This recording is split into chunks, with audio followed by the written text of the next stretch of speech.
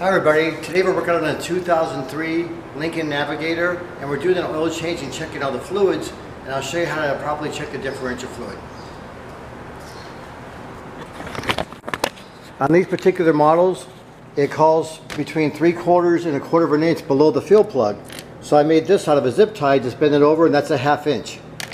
Then on the fuel plug, there's a magnet, and you can see it's got 82,000 miles on it. I don't think anyone's ever cleaned the magnet, so you can see it's pretty thick. So that's not too much debris for that amount of time. But what you want to do is completely take some brake cleaner and clean that so the magnet's totally clean.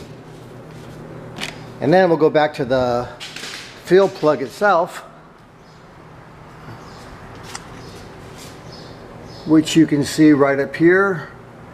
And then I've got my little tool that I made.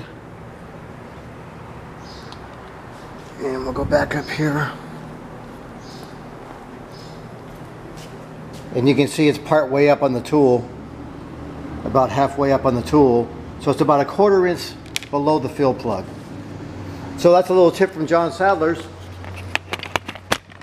When you're doing this kind of a job, you want to make sure that you clean that magnet real well, because no one's ever cleaned it. No one's probably ever checked the fluid.